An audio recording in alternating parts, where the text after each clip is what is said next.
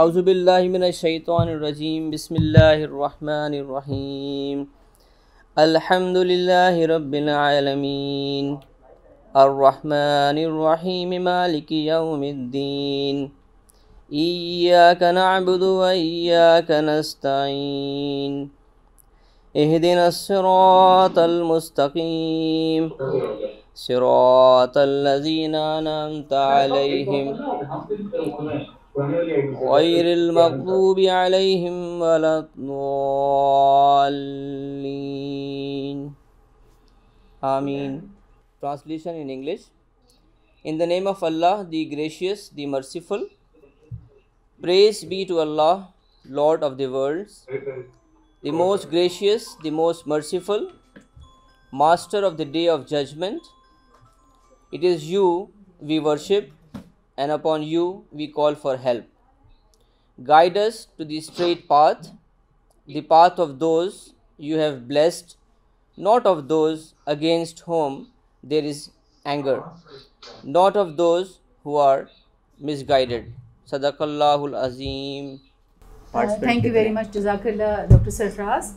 So now I would request Brigadier Salim. I think Brigadier Salim in Pakistan, not in Pakistan, but international level, needs no introduction. So I would request Dr. Brigadier Salim to just give us a welcome remarks on the behalf of STSP. Dr. Brigadier Salim is the patron of STSP. آپ سب لوگوں کا شکریہ کہ آپ لوگ آئے ماشاءاللہ and I congratulate Dr.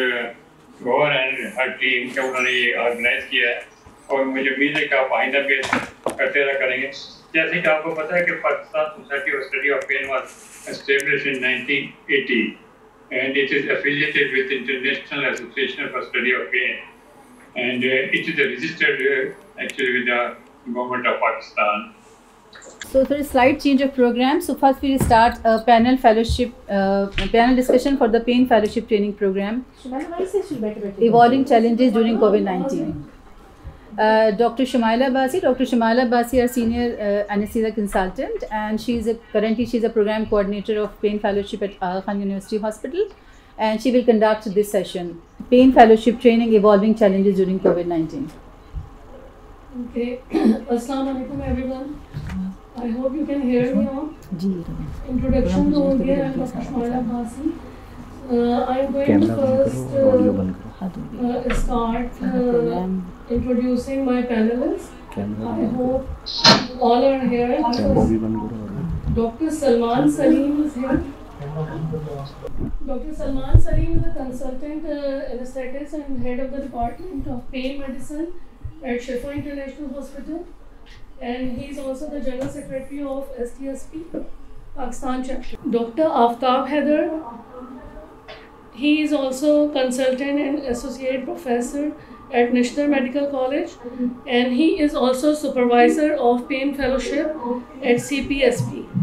Dr. Sarfraz Janjua is also our panelist today, and he is working at CMH Rawalpindi Hospital, and he is supervisor at CPSP. So, as you know, today our topic of discussion is pain fellowship training, evolving challenges during COVID-19.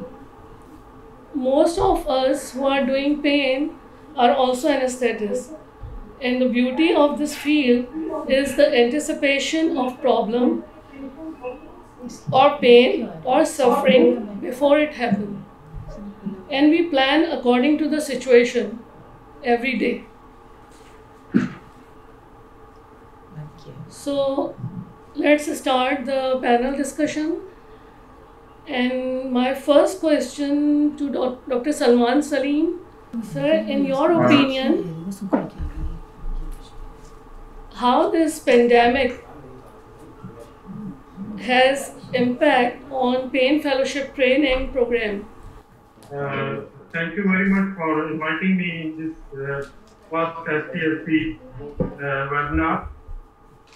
Regarding your question, I think with this COVID-19, our training program is definitely it's affecting on our training program.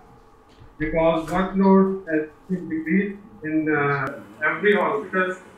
Elective procedures are almost near to nil. Only emergency work is being done in all hospitals in all over Pakistan.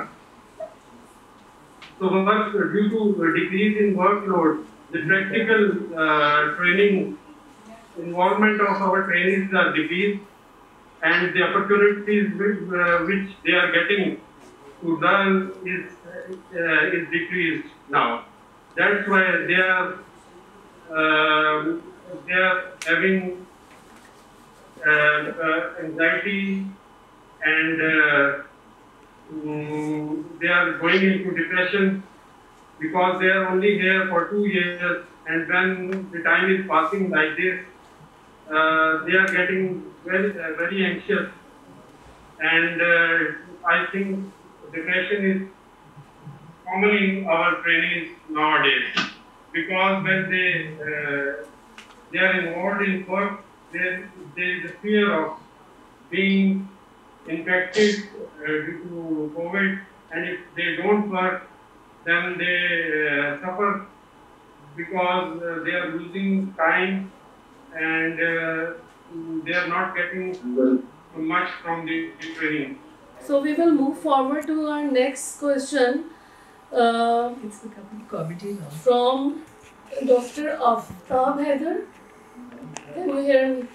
What framework you have adapted to cover the curriculum of uncommon cases and case scenarios, and about the teaching modalities, about the intervention, what new methodologies you have adapted? Good afternoon. Thank you very much for inviting me. Can you hear me? Yes. The Mr. Medical University has started telemedicine. Mr. Medical College has started telemedicine, and all the specialty and pain specialty are also involved in this. Our residents are doing clinic, online clinic for 8 to 2 p.m. in 20 hours. And our now agenda is that we start as Salman Salim Saab and Jadoo Saab and Usman Saab said, we should alternative ways of teaching. And we are now doing small discussions, panel discussions, and we have also started the minor specialty like neurology, radiology, psychiatry clinics also, so that our residents can involve in that subspecialty also, because this is an integral part of their fear of contacting this disease. So they will restrain them from the patient contact, but we are doing our virtual telemedicine. Telemedicine we are using in the hospital. In this current situation, which is very uncertain, and it definitely affects our fellowship training program, we must adapt some new methodologies, which we are also practicing at our institute. That initially, first of all, the theoretical part by doing these kind of meetings, and the other modalities which we can do is small group discussions for the uncommon diseases with which the patients are not presenting in this situation. So we would be able to cover the curriculum on time. Plus we also have to look into the duration of the training, plus how they fill their logbooks, how they will complete their logs, and how one important point which I want to make is we have to ensure the safety of the trainee and the trainers, and we should all. So our moderators for today are Dr. Zainab Shabir Hussain. She is our current pain fellow. The amazing thing about Zainab is that she has 2 young children, and she is employed in a public university in Multan. She has taken a leave of absence from her work, and she has come to Karachi to do this pain fellowship at Aga Khan University. She is one of those who is facing these problems that you guys just discussed. She will be moderating today's session with Dr. Azhar Rahman, who is our acute pain coordinator and assistant professor and a very competent acute pain management consultant here. So I'll just introduce you to the panelists, and I'll hand over to my moderators.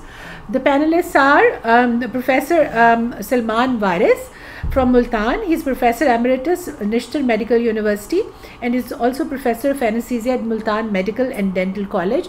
I think everybody knows Dr. Salman Waris. I don't really need to go into details of his introduction. My second panelist is Professor Jawdat Salim.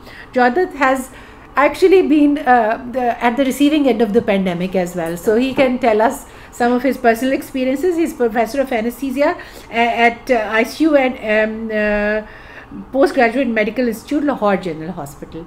My third panelist is Dr. Asma Abdul Salam. She is again another alumnus from fellowship program in Aga Khan University. She is currently working as an assistant professor and consultant at Ziauddin Medical University. She is leading their pain management department there. Our fourth panelist is Dr. Sana Shahir. She is another alumnus of pain fellowship program. We are very proud of these alumni who are working in various institutes developing pain programs. Dr. Sana is working in civil Ruth Fao Civil Hospital, Karachi, and she is also assistant professor and pain consultant and anesthesia consultant there. And my final, last but not the least, Professor Alia Ahmed. She is one of the pioneers of pain management in Pakistan, and she is a pain management consultant and professor of anesthesia at Aga Khan University. So these are the five panelists. Over to you, Zainab. Thank you. Assalamu alaikum, Dr. Salman Waris. First of all, I would just read the first scenario, and then I'll be asking question. A 52-year-old woman diagnosed 3 weeks ago with colonic cancer came to ER with intestinal obstruction. Does not have any comorbid, but is not responding to conservative management. Open laparotomy and resection of tumor is planned. Surgical incision will be midline, extending from the Xiphi sternum to below umbilicus. Patient is COVID positive on testing. My first question is to Professor Dr. Salman Waris. What are the various options of analgesia? Thank you very much. Bismillah. There are different options, as starting from the simple NSAIDs to narcotics, and there is a state of the art. We can provide the epidural analgesia to that patient. But as we are suffering from these corona circumstances, there are some limitations for the drugs, starting from the NSAIDs. NSAIDs, initially there was discouragement that it should not be used because there are some hemorrhagic problems or something. But the current evidence suggests that we can use NSAIDs, and if there is no problem. But for the opioids, we can use opioids. There are some problems. The patient who is suspected or suffering from corona, there is some respiratory depression with opioids. So we have to take care that the patient is sometimes already hypoxemic, and if we overdose the patient, there may be respiratory depression. So we should use small acting, rapidly acting analgesics like remifentanil, or if available, or we can titrate the long acting available here in Pakistan, so that patient should not go into respiratory depression. Otherwise, for the NSAIDs and the opioids, there is no as such contraindication in COVID patients. Regarding epidural or illicit pain management, this is the best possible solution that we should place a epidural catheter for that patient. For the epidural catheter, we have to take consideration regarding the coronavirus. What the coronavirus there are some bleeding problems, sometimes there is low platelet count, sometimes there is consumptive coagulopathy, EIC, and raised D dimers. So we have to take care of all these problems with that. And if the conditions allow, we can place safely the epidural catheter to the patient. The question arises with the safety of the patient and the safety of the staff which is looking after them. And the safety of the patient, yes. We have to take care that when a procedure is done, it should be done at a properly placed, whether it is operation theatre, is better, and we should nominate the person who will enter into the operation theatre or the facility where you are going to give the epidural. And we should make our SOPs that everyone who is going to enter the theatre, they should don before entering the theatre. And then they will remain inside the theatre. The last person who will come will be the patient. And after the performing the epidural, then the first person who will leave the theatre will be the patient. And after that, all the staff and the members will go off their kit and then they will get out. We are expecting that there may be some rapid drop in blood pressure, then all the resuscitation drugs, noradrenaline, synephrine, all these things should be at our hand with the all resuscitative measures.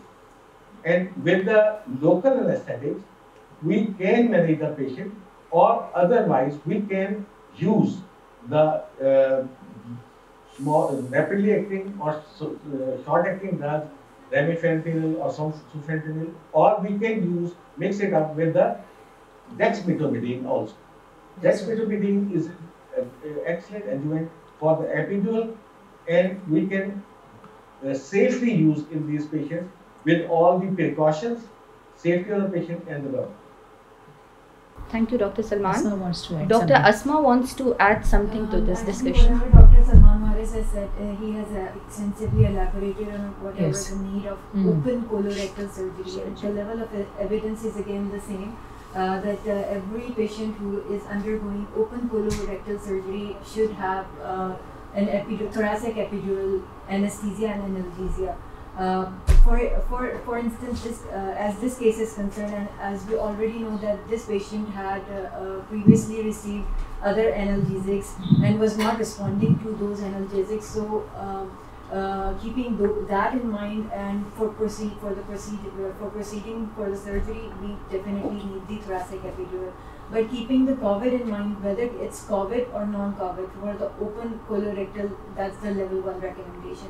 With this, let's move towards the second scenario.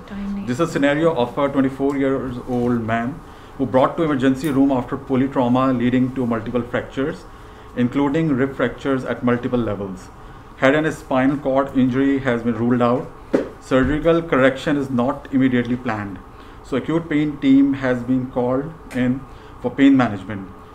Patient does not have any comorbidity. His corona test has been sent and results awaited, but there is history of the travel to the pandemic rich area recently. So the question is that what are the various options of analgesia for this patient?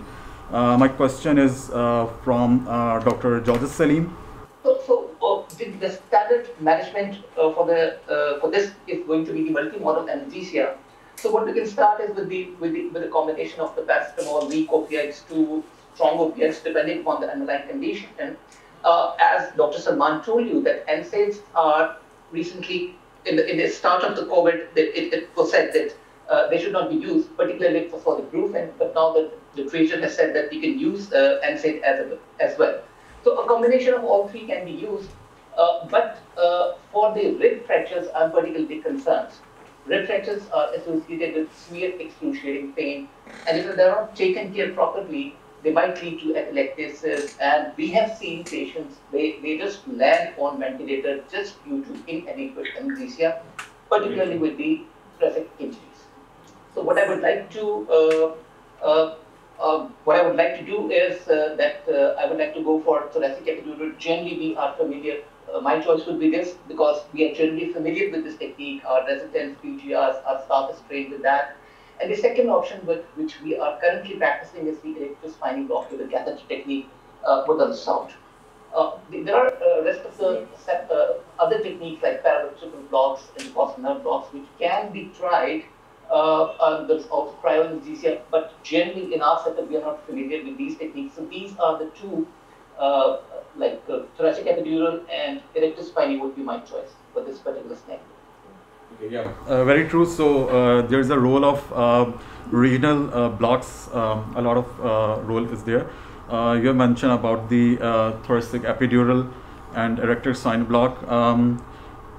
Beside these blocks, what are the other nerve blocks that can be done in this specific case? My question is from Dr. Alia. As Dr. Jodhat very rightly said, rib fractures are a nightmare. Rib fractures give excruciating pain. Then patient breathing is affected. But the number of rib fractures are very important in deciding what analgesia to take. Multimodal analgesia, definitely. So adding paracetamol, adding NSAIDs, and even small doses of opioids if required. But when we are talking about regional analgesia, we have to see how many ribs are broken. Okay? Usually, what I have come across is that only if up to 2 or maximum of 3 rib fractures, then even intercostal block can be considered. Okay? But now that we are talking about COVID patients, we have to make sure that we don't do anything which is a high risk of pneumothorax. Okay, high risk of causing anything that would make the breathing of the patient, compromised. So, but up to now, the usual thing is less 2 or up to maximum of 3 blocks. Intercostal block can be considered, but more than that, thoracic epidural is still considered the best. Serratus anterior plain block has been tried for this. It is a very simple, easy to produce. One good thing about this is that if you are not able to position the patient for a thoracic epidural, then your best choice would be serratus anterior, because you could do it with the patient lying supine. Just have to raise the arm and do it with the mid-axillary line at the fifth rib, left of fifth rib and mid-axillary line. So with the patient lying supine. So epidural, thoracic epidural is still the best. If just 2 to 3 ribs fracture, then intercostal nerve block, if epidural is contraindicated, especially because there are situations where epidural would be contraindicated. And not being able to make the position of the patient because of multiple other fractures also is one of the situations where you cannot put in an epidural. People have tried paravertebral blocks, people have tried, they used to do interpleural block, but that of course is a no-no since the last many years. But thoracic epidural would be better than the other blocks. Thank you, Dr. Ali. Next question is, what special precautions one needs while performing peripheral nerve block in COVID suspect patients? My question is from Dr. Asma. Okay, so as we are suspecting it to be COVID with the history of travel, which now no more is more relevant because anyone can have COVID. And as we have already discussed that we would try to do the regional block. So whenever we are planning the regional block for any kind of pain management, these days most of us use ultrasound for that. And when we talk, increases the contamination and infection for such patients. So when we say that if we, for example, in this patient who is young with a history and is coming for pain management with polytrauma, then and we have planned that we will proceed with ultrasound guided regional block. So we will have to consider all the safety parameters which decreases the risk of exposure of the of suspected COVID from the patient. So what are those precautions? Those precautions are whenever we encounter such patient, we have to first look at our safety. We have to prepare ourselves. We have to don. We have to wear gloves. We have to wear the N95 mask or whatever mask is being available, goggles. My next question is, will you need special protection and later cleaning of equipment used, including ultrasound machine? My question is from Dr. Salman. We have to take care of our equipment, especially the costly one is the ultrasonography machine. And as much as wires or cables we can keep outside the operating room or theater, we can keep, or otherwise we can cover our this ultrasonography machine with a large plastic sheet. One thing is it. Otherwise, afterwards, then we can chemically clean the probes and the surfaces. During the procedure, we should avoid by repeatedly touching the machine. Either we should ask somebody to help you on the machine, or you should have multiple gloves. Whenever you want to touch the machine, you have to take off your one pair of gloves and then you have to touch the patient.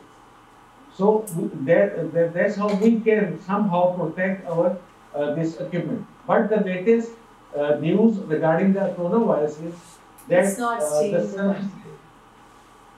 the surfaces are not the comments. They are transmitted. It is the airborne infection. Yes, that's true. Okay, thank you. Sana, इसमें आप कुछ add up करना चाहो? Would you like to add some comments, your experience?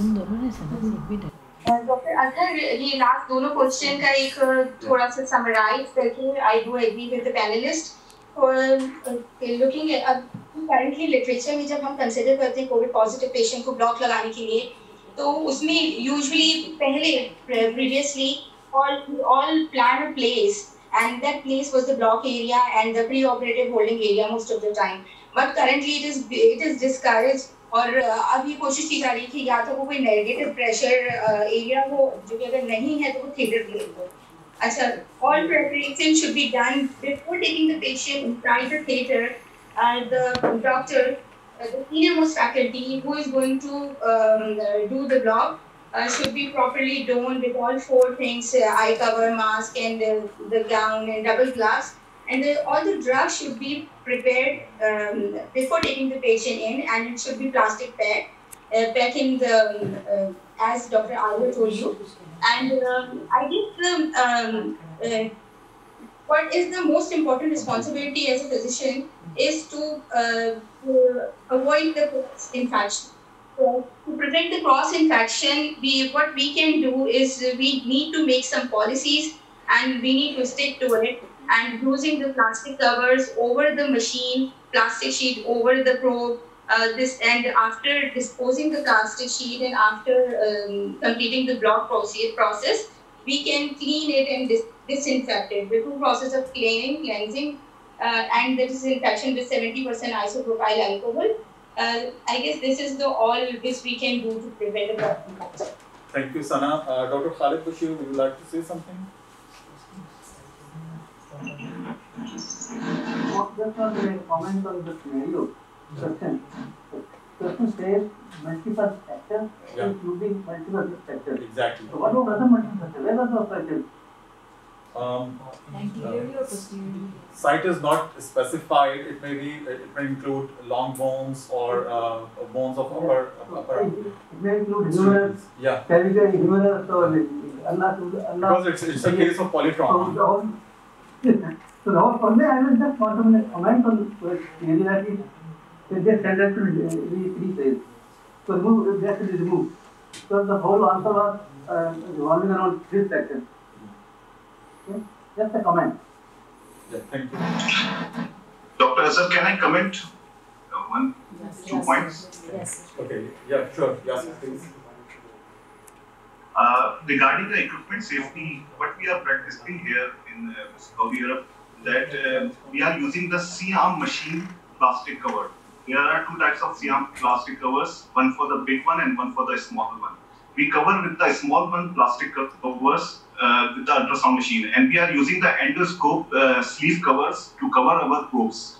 Thoracic epidural was almost obsolete in laparotomies in Glasgow and in most of the UK settings with this combination. And you are creating a closed loop system that nobody has to go for repeated epidural top-ups. Especially in COVID scenarios, your choice should be that system should continue as a closed system where repeated top-ups might not be required. So that is just Thank you so much, Usman. Thank you, Usman. Very good point. So thank you for bringing it up. It's very pertinent. Sorry we were not able to take your comment earlier. Thank you very much. It's a very relevant. Thank you. Thank you. Thank you. So, as per the program, let me introduce Professor Gaurav Shah, and I think everybody knows her, and she is the current president of STSP's SIN chapter. So over to Dr. Gaurav Shah. Thank you very much. So I will try to be very brief. This is a very relevant topic, and we actually wanted to start this topic with the panel discussion for the chronic pain management. So I will try to finish in 10 minutes time. So this is some picture of our university, because this is, I heard that there are some international participants also. Our university is one of the first international university of Pakistan, and there's some pictures of this university. So I would like to declare that this telemedicine which I'm going to present, I submitted a grant on the telemedicine for creating e-portal to improve patient-doctors connectivity. Although just submitted, so I don't have anything in my hand. So my plan is that I would just give a very brief background about the information technology, how can we use it in the healthcare system, what is the telemedicine and telehealth, what is the problem we are facing to conduct or to provide a routine healthcare in COVID-19, what are the different teleclinic models are available currently in practice, and very briefly the teleclinic experience at AQH in 1 or 2 slides and the key messages. So we all know that information and communication technologies have great potential to address healthcare challenges faced by both developed and underdeveloped countries or developing countries. Because everyone, even the developed countries, when they are making their healthcare plans, they always now want accessible and cost-effective. Previously, the cost-effective healthcare slogan is only coming from the developing countries. Now the developed country also now start giving this slogan of the cost-effective, accessible, high-quality healthcare service. So what is the telemedicine? So by definition, the telemedicine literally means healing at a distance, and it uses the information communication technologies to overcome geographical barriers and increases access to healthcare services. Although the telemedicine offers great opportunities in general, but it could be even more beneficial for developing countries, and people think differently that this is a very expensive technology. But the country like Pakistan, we can adopt this telemedicine according to our own circumstances. Generally, it is like a 3 kind of a telemedicine we can think of, or we can practice. So most of the telemedicine practices are being, if you just see the examples in the USA, so there are 3 mainly areas. First is the telehealth visits, which is like we are practicing, that is the teleclinics, where the physician uses an interactive audio and video telecommunication system, and that permits the real-time communication between the distant site and the patient at home. So this is the most commonly practiced. And second type of the telemedicine is the virtual check-in, where a very brief 5 to 10 minutes check-in with the physician through the telecommunication method to decide what type of healthcare service this patient is required. So this is just like filtering the patient from this virtual check-in, and after the virtual check-in, the person then referred to the specific person. And the third, which is like the kind of a near ideal or ideal, where the patient have that's called the e-visit, where the patient have close communication with their doctors without going to the doctor's clinic or hospital by using online patient e-portal. And e-portal means that every communication will be recorded, then all the reports, the labs, his previous record also available on one click. And this is like we can keep the records confidential. So EHR, that is electronic health record, then patient's direct communication, and the patient's related reports are there. So this is the e-portal, which is the most likely in the future lead on this area. So what is the difference between telemedicine and telehealth? So they're not dissimilar. The telemedicine we talk about is a practice of the medicine using technology to deliver care at a distance. And this is basically a physician in one location uses telecommunication with the patient on the other side. Whereas the telehealth is different. Now telehealth is, for example, I'm on call, I'm sitting at home, and one of my patient come in the ER with acute back pain, and I wanted to see his or her MRI, so I can see the MRI reports and everything at home from distance. There's no patient and there's no communication. It's just like a availability of these things we can access from the other locations. So this is like but in telemedicine we have to have a one-to-one doctor-patient communication is must. So if you just see the what was the status of the telemedicine before the COVID-19 pandemic? And it is very interesting to know the data and this is very recent data from American, perhaps Academy physicians, and that data of the USA shows that 82% patient and the physician, they don't want to use the telemedicine before the COVID-19 epidemics. So they don't want, maybe because of lack of awareness, the lack of inadequate infrastructures, but they don't want to go through the telemedicine, rather the in-person clinics. Certainly there are cultural aspects also in that paper written, that is one of the barrier. The people don't like to just have a teleconsultation, rather to go to the patient directly to the hospital. And what happened to the COVID-19 pandemics and routine healthcare? We all know that this is a new challenge for us. For education. We're talking about that, and new challenge for a healthcare provision. Especially there are various measures are being taken, and one of the very important steps is that curtailing the normal patient flow for the non-urgent cases. So this is one of the way all the big institutions, they try to curtail the normal patient flow for the urgent conditions. And this is a very important measures being taken to reduce the patient care burden for the front healthcare workers and prevent the shortages of the medical supplies that may need for the COVID patient in emergencies. Now with the implementation of social distancing and the lockdown, which is again one of the very important measures for a pandemic, so this is very difficult to deliver the routine healthcare timely, and certainly it will lead to the complications of long-term, maybe short-term complications due to the disruption in the medical management of the chronic illnesses, including the certain type of the chronic pain. Now telemedicine, if you see the global crisis, what happens in Pakistan from February, this global crisis forced healthcare institutions in Pakistan also, because Dr. Salman Salim also sharing his experience, it really forced us to see what is the alternative way to provide this kind of healthcare to our patients. And the telemedicine is presenting itself as the ideal solution and bring with it more relevance. So the COVID pandemic brought the telemedicine into a new era, which is not the case before February 2020. American Medical Association in 2020, this year March, they very nice. This is a very nice guidelines about how to provide clinic in all disciplines, not in the pain, but in every type of disciplines. They decide how you can run the new patient, the follow-up patient with all these limitations. There are different types of models are available, and most of them are designed to specific to a healthcare system, integrating electronic healthcare record. Insurance provider is not very relevant to our part. Most of the people are self finance this treatment, or maybe the state, but this is like written as one of the very important issue. And therefore the teleclinic platforms that need to be developed has to be unique to that particular region. Like Pakistan, if we are practicing in Pakistan, we want to develop a teleclinic model, then we have to see our own culture, our own status, the healthcare setup in the government and private setup, and then we'll devise one kind of a model.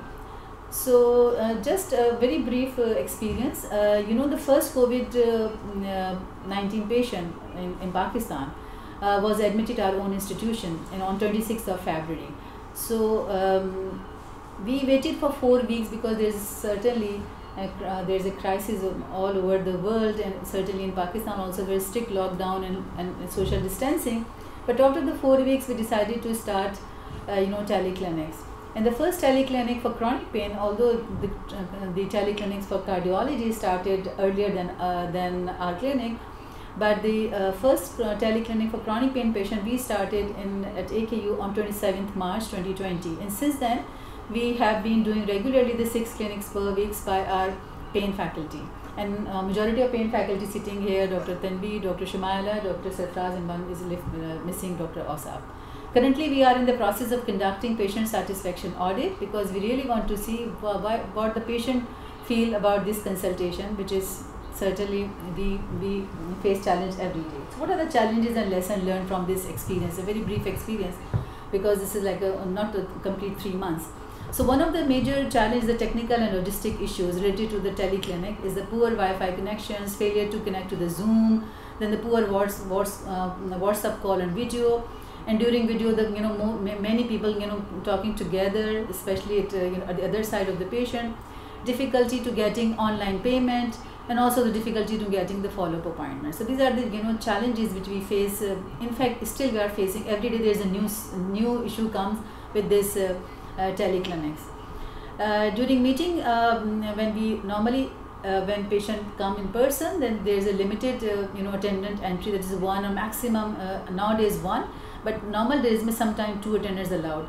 But when we do this teleclinic at home, then sometimes there are so many people around one patient, and there's everyone is talking, and there's a delay in the consultation time. And if allocated time for a new patient is 20 minutes, then sometimes it beyonds to 35 and 40 minutes, and it really disturb the whole day appointments. Lack of physical examination, we all know that we cannot do a proper physical examination. However, remote examination, we can sometimes instruct the patient to do this, to do that, we can see that. So there is some limited examination we can do that, but again this is a challenge. Then risk of miscommunication, and this is really every time when I close my clinic, I always check and double check from my nurse then what prescription went to the what person. Although there is a MR number, all these things, but the dependency on the clinical staffs to send prescription, to send pertinent orders, that is one of the challenge every day in the teleclinic. Where we are and what is the way forward, I think teleclinic is a readily available solution that allows us to continue delivering routine health care, so our chronic patient can be treated. The current teleclinics, however, doesn't integrate the communication between the patient and the physician, documentation, care plan and education in one platform. Currently, we are just having one communication, which is patient and physician, but not the documentation and care plan and education. So this need to do through the e-portal, which I mentioned, that is the ideal trip is the e-portal. There is a need to develop an e-portal. Certainly in Pakistan, here I just mentioned because we just submitted one grant. So the key message is the COVID-19 pandemic has shown the importance of telemedicine to continue delivering routine healthcare for chronic disease. In view of changing global trends, healthcare providers should willingly accept this technology and make it an integral part of the healthcare system. Not that during pandemic, because we may think of that there may be a normalcy plan, there may be a normal now becomes a new normal, and we consider that telemedicine is a new normal in chronic pain patient. Telemedicine is evolving, and it can be a wonderful opportunity for lower and middle income countries to make it cost effective for the patient and overall healthcare system by innovating ideas according to our own circumstances. Thank you very much. So this is related to the panel discussion, and the panel discussion is on the same. Okay. So this panel discussion will be moderated by Dr. Ali Sarfraz Siddiqui. Dr. Ali Sarfraz Siddiqui is a very enthusiastic pain faculty at national level, and he is involved in medical education as well. Currently he is doing masters in medical education. He's recently did the board in pain management, I don't remember, FIBP, and now he is here to conduct this session. Managing patient with the chronic pain in pandemic, a changing practice. There are 5 panelists. So the first panelist is Dr. Khalid Bashir. Dr. Khalid Bashir is a senior anesthesiologist, and he is also currently he's a dean of faculty anesthesia, College of Physicians and Surgeons, Pakistan. Dr. Asif Gulkiani, he's again a senior anesthesiologist and one of the pioneer faculty of pain management in Pakistan. He is also one of the founding member of pain curriculum committee of the CPSP. Dr. Safia Zafar is a professor of anesthesia and is a special interest in pain management. She is head of the department of Department of Anesthesia, Dow University of Health Sciences. Dr. Amjad Iqbal again is a very senior anesthesiologist, and he is the first supervisor of the College of Physicians Surgeons Pakistan for pain management program, and currently he is running a very busy clinic, and he is always interested in teaching and academic activity. Dr. Atiqur Rahman. Dr. Atiqur Rahman is again a very young, energetic pain faculty. Currently he is working in Shaukat Khana Memorial Hospital, and I have no idea about what happened to his application, because he recently his center is inspected for pain fellowship program. He's very enthusiastic, and very quickly he applied for the pain fellowship program after fulfilling all the requirements. So very best wishes, Dr. Atiq, for your accreditation for the pain medicine program. So now I would request Dr. Dr. Sarfaraz to start this session. Assalamu alaikum everyone. We can start with the four renowned panelists, and really it is nice to see all of you, and we are discussing very pertinent issue like managing patient with chronic pain. Dr. Gohar has highlighted few points. Let's what our other panelists say regarding this. So as Dr. Gaur just introduced panelists, so Amjad Iqbal is not here, so okay, no issue. We can start discussion. I have no disclosure. So in the next 15-20 minutes, I will like to achieve my these objectives. First, learning objective. Can you see the slides? So I have three learning objectives for this session. One is pain management guidelines and recommendations during COVID-19 patient. The other is challenges faced by pain physicians and way forward in managing chronic pain patients during pandemic. And the last one is our national or local strategies for managing chronic pain patient during these pandemic era. So let's directly begin with the questions. My first question is related to what are the challenges faced by pain physicians in managing chronic pain patients during pandemic era. Most respectfully, I will throw this question to Dr. Khalid Bashir just to open the inning. Thank you, Dr. Rao. Actually, yesterday I sent an email to staff that is it possible to kind of question, otherwise it will be and we are prepared to answer the question. I hope you are already prepared. Challenges are allowed. Challenges are allowed. First challenge is to protect yourself, the healthcare professional. Second challenge is to protect the environment, to protect the patient. Plus, every patient in a pandemic is COVID positive unless hospitalized. So, in our hospital practice, we consider take every patient as to COVID positive. So, it becomes very difficult for us to protect ourselves and as well as to protect the patient from the patient. So, the chronic pain patients have multiple problems. They are elderly patients, they are comorbid, there are multiple drugs. So this is a challenge for them as well and challenge for us as well. So I will just answer briefly so that we don't have a lot of time. So that we can ask other questions please. First, next question please. Okay, Dr. Atiq or anybody, Dr. Safia or Dr. Asif can add in this.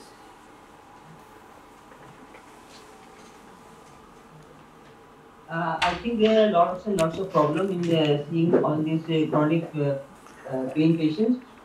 I'm feeling sorry about these patients because they are not coming to the hospital, and Dr. Khalid, she is very rightly said that they are mostly they are old age patients, have so many comorbid, and we are discouraging these patients don't come to the hospital. They are contacting us so many times on the telephone and asking some treatment. We can advise them on the tablets or any home injections like intramuscular, which is not right. And I'm sorry for these patients. We cannot. Thank you. Yeah, thank you. Yes. I may not forget the question from the Dr. Gohar just regarding the clinics there. I'll come to your points at first later on. Just the e-portals that you have mentioned in the last slides. What's that like? You want to record the patient conversation with the doctor there? E-portal, actually e-portal has a four, currently what we are doing, that we are talking to the patient, so one-to-one communication. So the separate, there is a record, electronic health record, and there is a hard copy file. And patient, whatever say patient, we are just listening and we are just making record. So normally in e-portal, because of this miscommunication, I heard something and she heard something. So all these four areas, which is like electronic health record, that his x-rays, his ECG, his labs, whatever, MRIs, CT scan, it will come on the same portal, in the same portal. So I can see in one screen his lab reports, and then my documentation, earlier documentation, I can see he came last week, so what I wrote to him in the same portal, I can find everything. Now I have to juggle because there's a one communication, all the other things we are actually juggling. So Sorry, e-portal is a actually, e-portal we are system. running short of time, so you can discuss later on this point, just to have a clarification. Can you comment on this, Dr. Atif, so that we can move forward? Challenges wise, as the Dr. Khalid Bashir has said, like it's a safety issue first of all for the patients, for the physician, for the whole environment. And as you put the last stage, should we continue the pain services? So specifically, as I have experienced working in a cancer setup, so for us, like it's we can't really say no there. So when it happened, like as the date mentioned by Dr. Gohar, towards the end of the Feb, and we were hearing like they're going to be lockdown there, we made the list. We made sure the patients have adequate supply of the opiates. So that was the biggest challenge there for the cancer patients, those who were on the opiates there. On the other hand, intervention-wise, that has already been discussed, the personal safety for the physician and the patient and for the whole environment. So as Dr. Safia said, we are sorry for those patients who we cannot see in person. So any other experience, tele-clinic, number one, limitation of inpatient, and any other option we can manage, do something for these patients? Anyone? Dr. Safraz, yes. Can you hear me? Yes, please. No. Okay. Thank you so much. I'm in that way. I'm just my clinical practice is limited to my own clinic. It is one or two clinics, one in the morning, one in the evening. So it's just pain, chronic pain and cancer pain clinics. And I have to manage that clinic on my own. I have to set the SOPs myself. I'm not dependent on the SOPs on any big institution where the patients, a certain type of patient may be allowed, the other may not be allowed at all. So, as Dr. Safia said, that we feel sorry for that. But in our setup, we decide on merit that if the patient really needs to be taken care of, we cannot refuse them. As Dr. Atik said, that the cancer patient, they cannot be refused. So we have to do something about it. So what we do is that instead of calling the patients or instead of allowing the patient to come at random, any walk-in patient, it's just the appointment. I am just managing my clinic just strictly on the appointment basis. We talk on telephone and just decide that ठीक है इसकी merit है, whether he should come or not. या इसको delay किया नहीं जा सकता, अगर नहीं किया जा सकता तो फिर हम नहीं करेंगे, फिर हम उसको लेंगे and keeping all the possible precautions जो हमें we have learned through these 3-4 months जो दुनिया ने सीखा है उससे we try to take as much of precautions as that, but still we do not refuse patients. So my next question is, because you were talking about the pain service during this era, but important point here is protection of physicians and staff. So next point is, should we resume elective pain procedure or we should reschedule? So the prioritization of the procedure, yes. Okay, elective, as far as I was just trying to highlight that for us, all pain is emergency. So if somebody is in pain, he is in pain, and then there is no choice. We have to take care of that.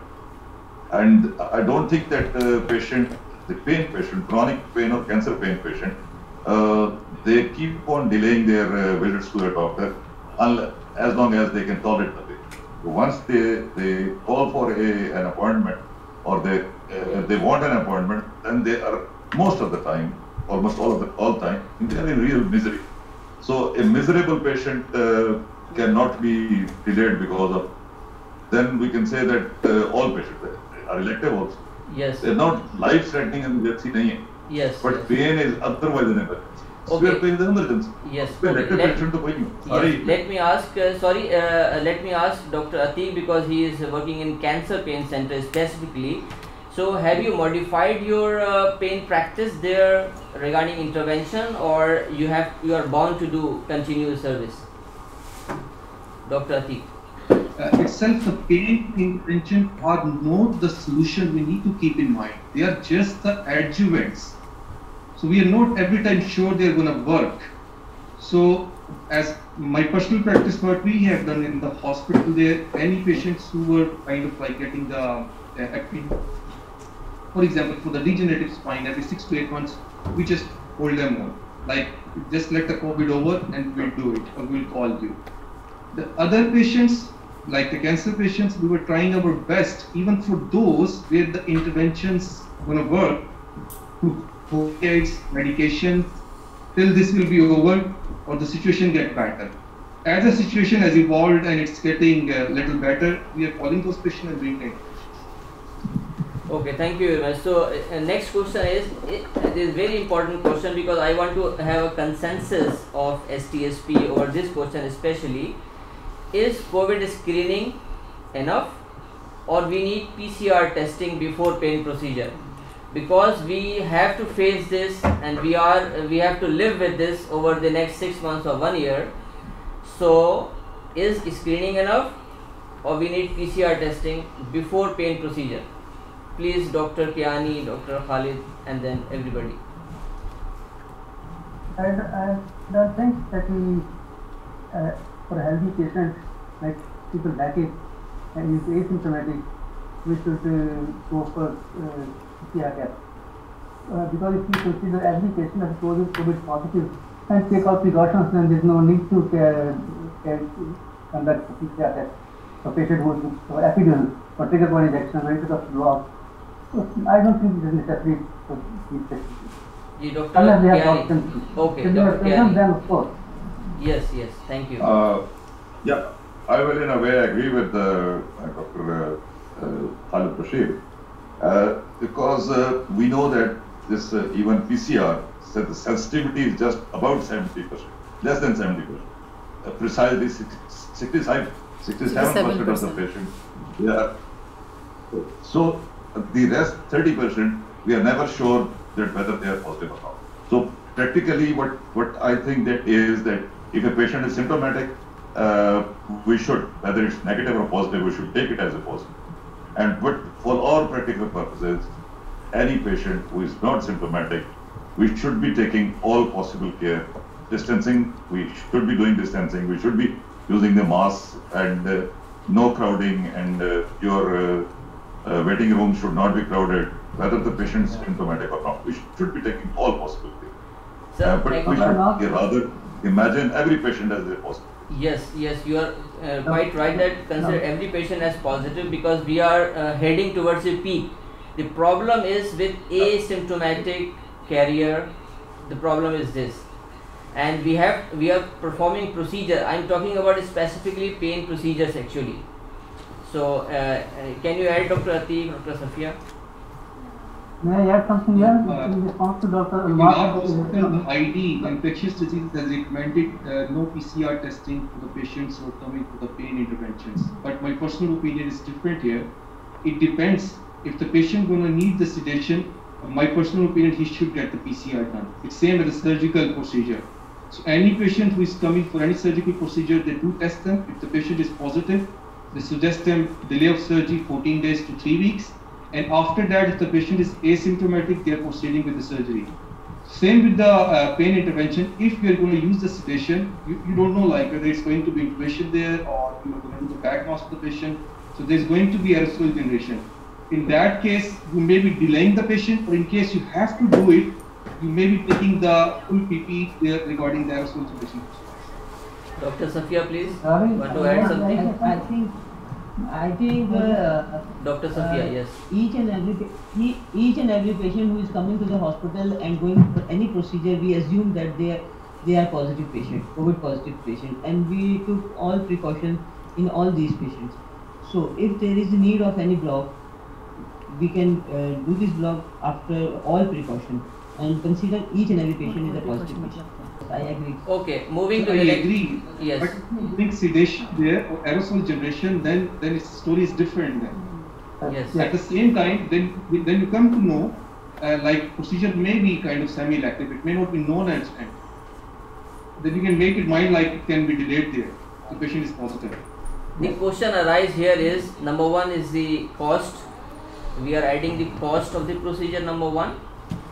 And on the other hand, if the patient is asymptomatic and we are doing under local anesthesia, okay, patient is asymptomatic and under local anesthesia. So what I am getting that you are focusing on these patients even to have full PP for the local procedures. I am getting right what you are saying, Dr. Khalid and Dr. Safia? Not exactly full PPE. So you can have surgical gown, double gloves, double mask, N95 masks are sufficient for the asymptomatic procedures, intervention like intravenous drug or local drug. Yes, Dr. Safia.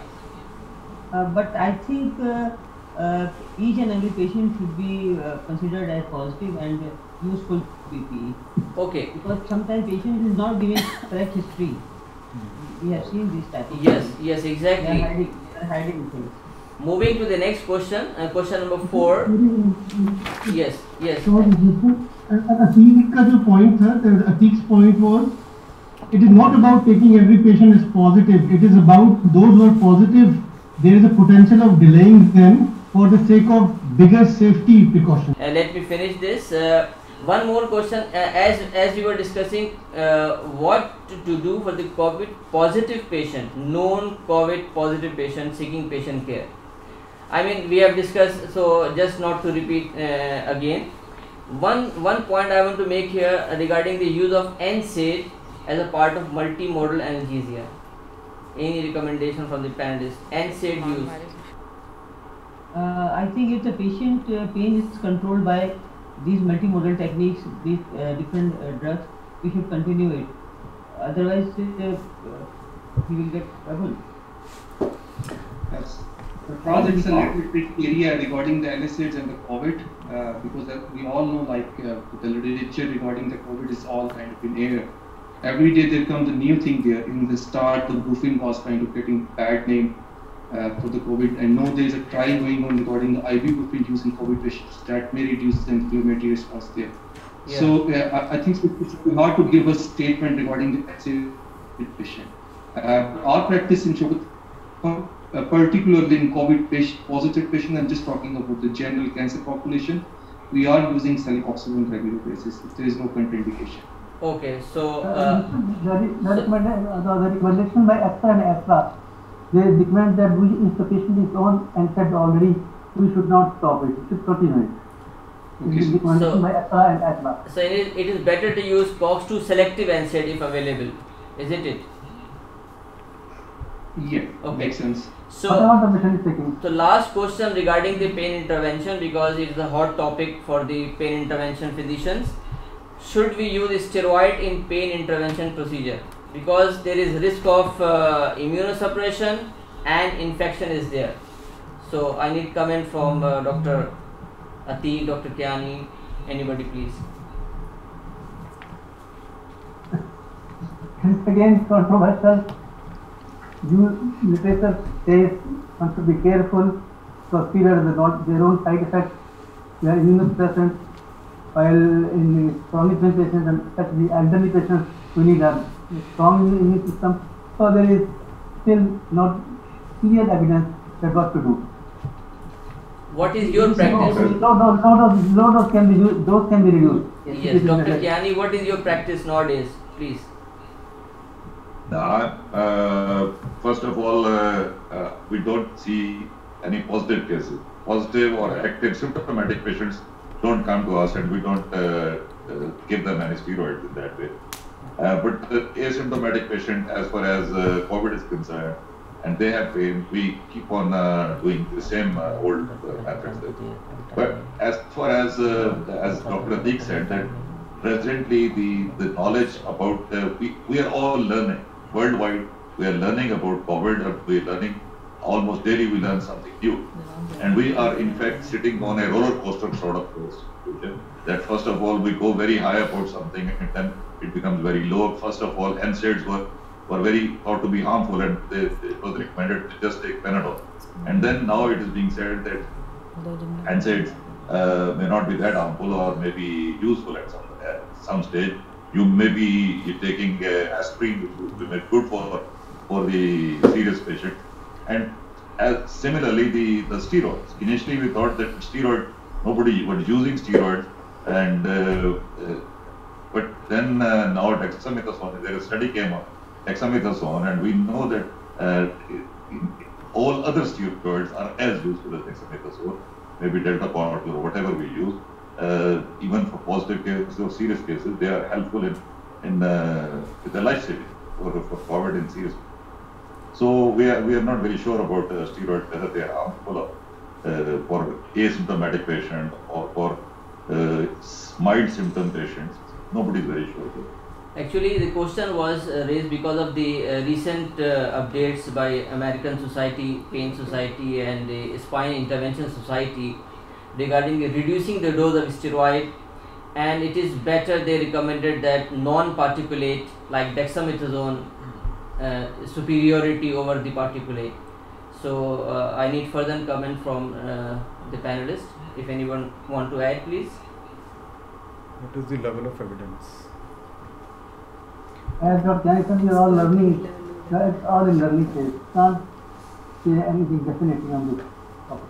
No, this particular non-particular discussion is very old in the United States, and there was at one stage the FDA totally abolished the use of steroids for epidurals, and then the consultants over there in UK, they took up a case that if any possible complication was there in as far as this embolic episode possible, so that was with particulate ones. So they allowed the non-particulate. So whenever they develop some guidelines, so they keep on stressing particulate and non-particulate.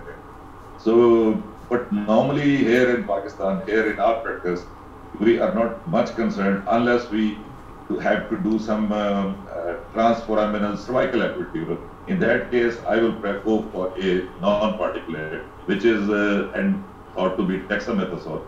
But at the same time, it is said that no steroid is non-particulate. The particle size may be much smaller than the other ones.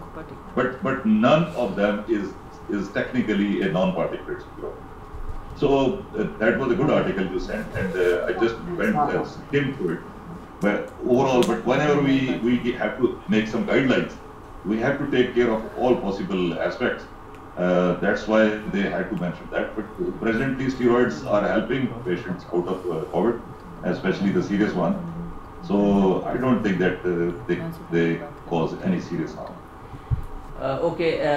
So I have a few international guidelines and recommendations, but because of the shorter time, I will share my slides to the wealthy panelists to have some. Basically, I want to add. I want to have some local consensus at the level of STSP so that we can have some our national guideline on the platform of the STSP. So I will contact you and other pain physicians to just to add whatever your practices. So anything panelists want to add? So first, I will just comment regarding the teleclinics, as our topic was telemedicine there, our discussion. So like our experience in Shaukat with the teleclinic has been excellent, and I must say, while doing these clinics, there were about 80% of the patients that you don't need to see them physically. So it saves patient visit, it saves their transport cost, and also in this pandemic situation, the risk of exposure to the infection there. A second thing, as in the hospital, we have the electronic system there, so prescription don't need to be physical there, it's all in the system, so they can collect the medicines there. But one thing we are facing a problem there are patients who can't collect it, so we don't have any system yet where we can dispense them and courier the medication to their address. There are all positives about the telemedicine. One thing is hugely negative, what I found, is a lack of privacy to the patient. So you don't really know who is sitting in the patient room. Most of the people in Pakistan were living like of a combined family system. So many times patients don't want to share the details with many of the family members there. And you are kind of asking the questions there and they are not answering. So I just came to know there is an effect like that. We are not yet seeing it. So it may be in the future we find it. So otherwise it has been a very nice experience. So regarding the CPSP visit, Dr. Gohar, it has been, I hope it has been very positive, very good. Inshallah. And we managed not only the pain, we managed ICU and microbiology as well. So there is a comment by Dr. Almas here in the section. She said like during the COVID we can use the time for the non-clinical side. So I think so we have done that. Yes. Other institutions follow it. Yes, Dr. Atiq, sorry, just want to reply your first comment. We are really discussing among the group that we should continue teleclinic in future because it's a very good way, because in our hospital many patients are coming from out of the city. So it is very good to continue it, especially for the follow-up visit. And number two, we are also moving from paper to paperless, and I think this matter will be solved when we are paperless and some pharmacy issue. Regarding privacy, this is a big question for telemedicine. I think it is difficult to know and to get the proper history. Dr. Gohar, please, you want to add something? So I want to add two things. First, now because we face initially these challenges, so now we have started giving messages after the appointment that when you will come to the telemedicine, when you will come to the appointment time, then you will have only one attendant with you, the room is closed, all the reports, relevant pictures and medications should be around. So this instruction, 4-point instruction, is now going regularly with the patients who got appointment through teleclinic. Secondly, about for pharmacy, we have a very nice system. Then once we sent the scan copy, because now the scan copy of a prescription goes to the patient, but we give option to the patient whether he want to buy the medication from our pharmacy or from their or a nearby pharmacy.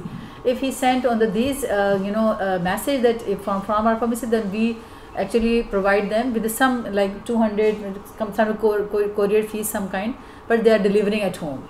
So it is a patient preference, because sometimes people think that AKU mein the medicines are costly, so they really want to buy nearby from there.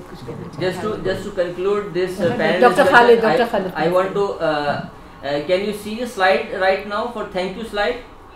It's a electronic mouth freshener, please. I hope I could distribute you. Thank you very much. Thank you very much. Dr. Khalid जी आप concluding remarks में Dr. Khalid और Dr. Asif गुलकियानी please conclude कर दें session को. जी sir.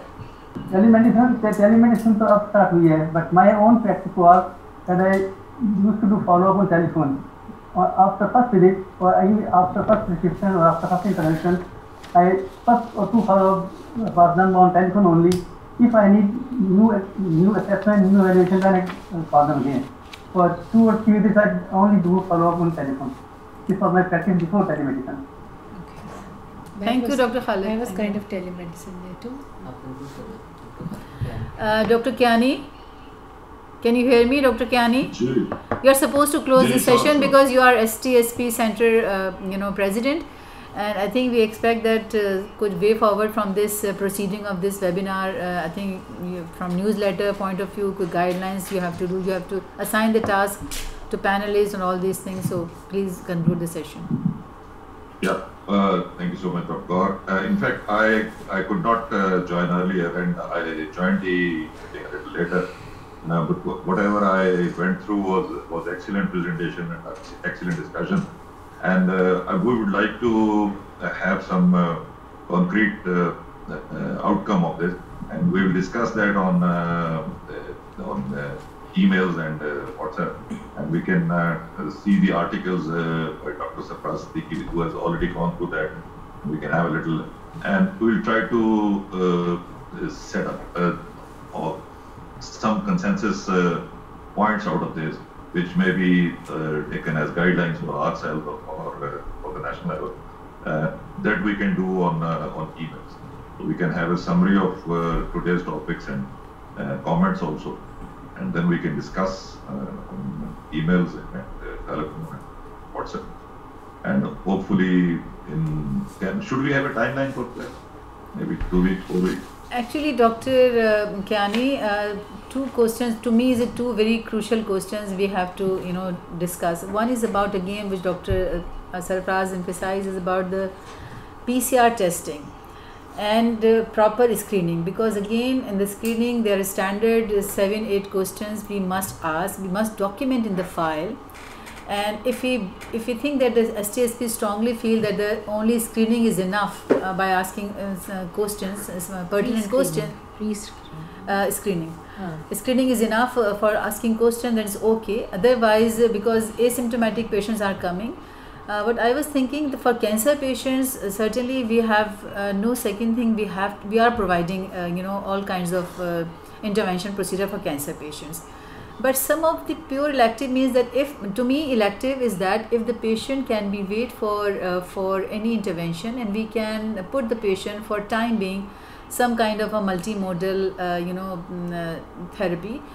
Most of the patients they don't like to take 4 or 5 medications, but if you just counsel the patient that for the time being please continue all these medications, we cannot do these kind of interventions. So I think the patient understand that. So to my mind, that kind of elective I'm talking, where we can manage non-interventional approach, we can manage patient. We are not saying that we'll leave the patient suffer your pain. No, we are talking about the non-interventional approach, and that's very important that STSP decide at some point. Okay, that's fair. But as far as this issue of screening or PCR testing is concerned, we are actually trying to assess that which of the patients they are, or who are the ones who have a potential of communicating the disease to the others.